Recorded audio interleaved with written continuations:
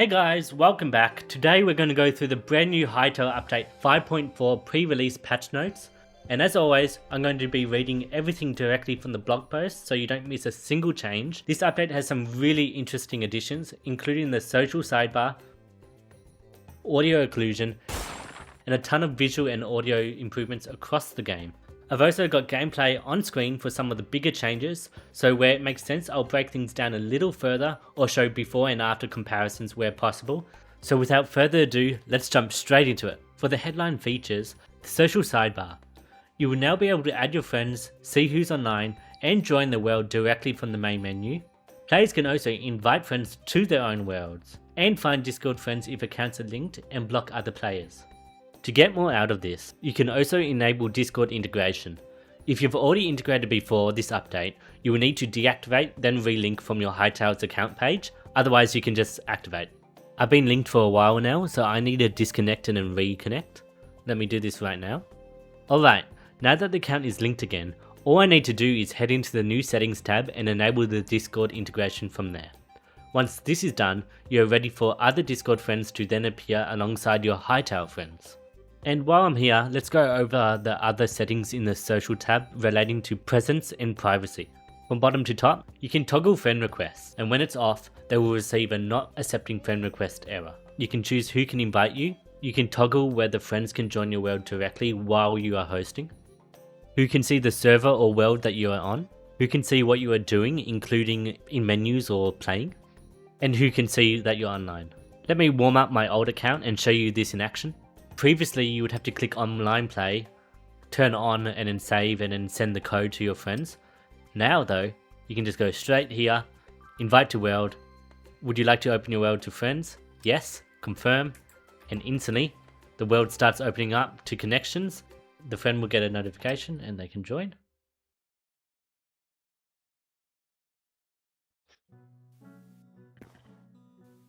Hello.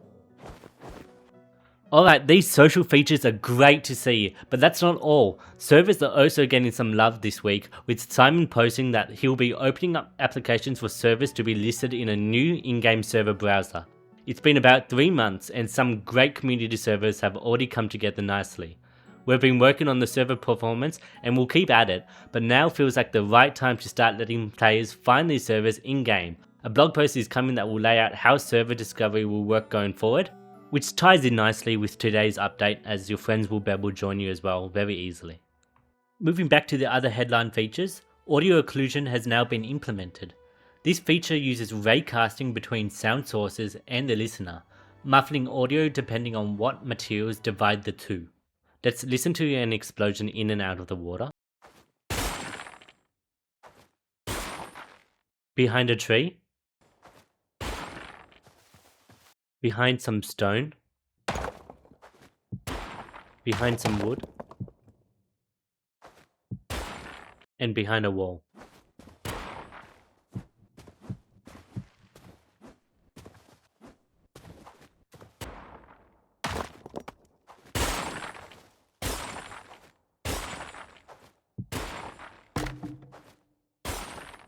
And just quickly, this is what it was before.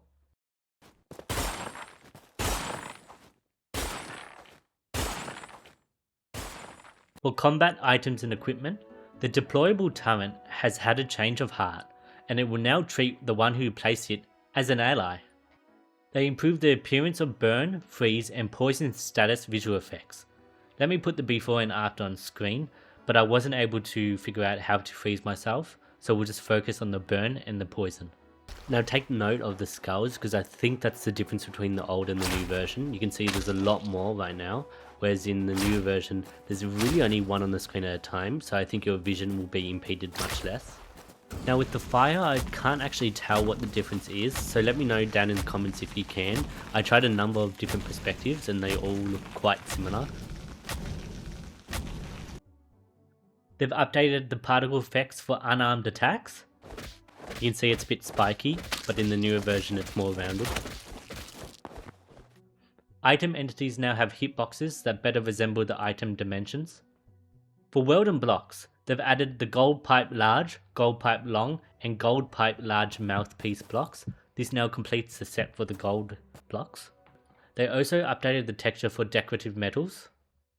They updated the block breaking particles and sound effects for a number of blocks. Alright, this is a big one. To showcase this, I'm going to weave between the old and the new versions as I smash the same blocks, roughly in the order of the blog post. In the older version, you'll notice a lot of blocks reuse the same sounds and particles, even when they look completely different. Then, in the pre-release version, the particles and sounds now match more closely to what you would expect each block to look and sound like when it breaks. Let's take a look.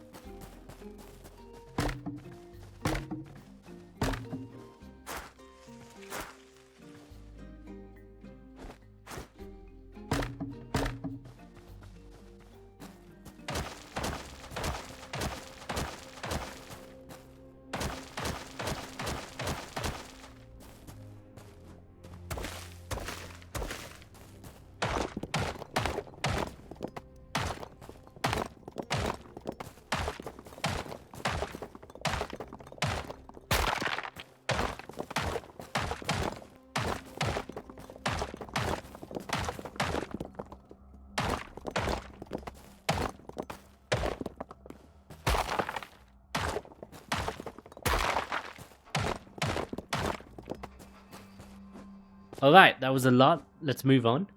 For UI and quality of life, they've updated the lighting command messages. I wasn't too sure how to show this, but I'll just put some of it on the screen now and let me know if there's anything I've missed.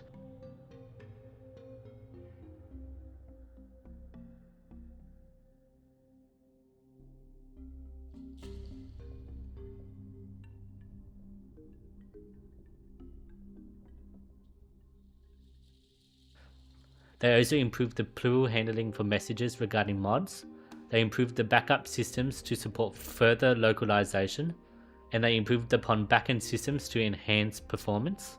For modding and creative tools, a permission system overhaul has taken place, with permissions no longer being tied to game mode. You can give friends a role based on the permissions you want them to have, instead of having to OP them. The updated permission systems allows inheritance, thread safety, autocomplete, namespacing, and some new commands. All existing commands have been migrated into the new permission groups. They've added a UI for setting up WorldGen V2 asset pack and starter biome for editing. A number of changes have been made to the entity tool. All actions now support undo and redo. A scale option has been added to the NPCs in the summon menu. You may now right-click to cycle between overlapping entities under your cursor. When cycling between targets, there is now a highlighted entity preview. You may now hold shift while scrolling to place entities with finer precision. NPCs now are frozen immediately when spawned. Frozen NPCs now automatically play their idle animations. Asset packs containing instance configs will now correctly override base game or lower priority pack assets. They added a node editor support for Mac OS and Linux. And to launch the node editor on Linux, use the following command. For audio, they split music tracks into individual music containers, laying the groundwork for future functionality. The lava shellfish is now referred to as the Sela Camp. For bug fixes, they fix a crash that could occur when damaged sources have no associated hotbar, under specific circumstances with NPC movement, and during projectile physics. NPCs will now animate correctly when strafing. Encountering Scarix will now correctly unlock the associated memories. Entities that breathe air will no longer spawn submerged in liquid. Skeletons should no longer fall through the floor when emerging from coffins. Entities that cease to exist should no longer emit light. The winter bauble will now be held correctly in the hand. Stepping from a block with a non-default friction onto an entity with a solid hitbox will no longer cause the player to slide about. For world and block fixes, they fixed a crash that could occur with chunk lighting. Apple trees will now once again be able to fully grow. They fix a bug where trees would sometimes stop growing related to their orientation. Both of these are great, as I did notice these when I was testing. So now that it's more consistent, we should be able to test how these trees grow and not get stuck. For bronze, copper, gold and zinc pipe large corner blocks, they will now be rotated correctly when placed. Winter lights will no longer emit light when turned off. The winter wreath will no longer emit light when turned off. The winter garland no longer incorrectly displays an interact option. The Lost Civilization bed now requires 6 blocks of support, like other beds of that size. I'll show you the before and after. So with the before, you can see that even on one block you could place it, and then when you destroy that one block it would destroy the bed. But in the newer update, you need to place it on at least 6 blocks, and once it's only on 4, if you destroy the 4th block and there's only 3 remaining, it will destroy the bed. Moving on. The Sandalion now drops white petals rather than red petals when broken. The Dark Temple wardrobe has had its block breaking particles changed for better visibility. I'm not sure why this one wasn't put up with all the other changes, but I've got the old and the after. So the old, you can see it just broke into very tiny pieces, and now it's more consistent with what we saw before.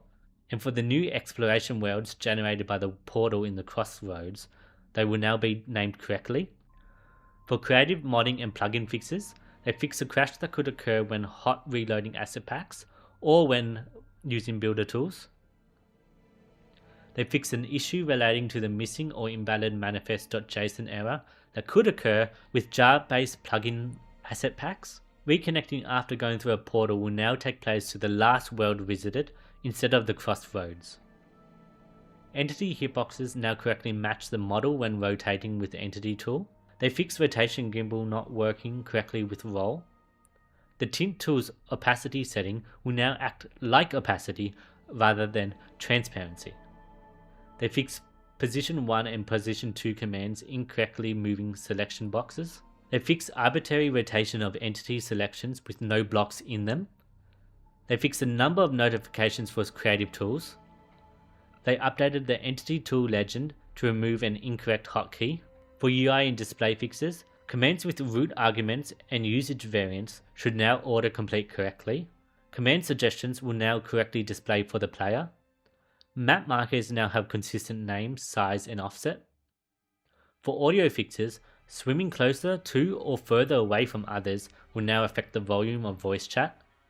For all other fixes, they fix a whole bunch of crashes that could occur with item containers when types were set to null, with invalid player references, or if no setting asset JSON was found. They also fix an issue that could occur when saving backups, and they fix a number of typographical errors. And that's everything in Hytale Update 5.4 pre-release patch notes. A pretty solid update overall, especially with the social sidebar finally coming in and the improvements to audio and block feedback, which honestly these changes are needed to make the game feel a lot more polished. If you want to check this out yourself, you can enable the pre-release via launcher settings pre-release. You should check this out yourself and add some of your friends so that you're prepared when the update comes out. Let me know in the comments what your favorite change is from this update, and if you enjoyed this style of going through the patch notes pretty much word for word with a few additions, I'll keep doing them for future updates. But until then, I'll see you in the next one.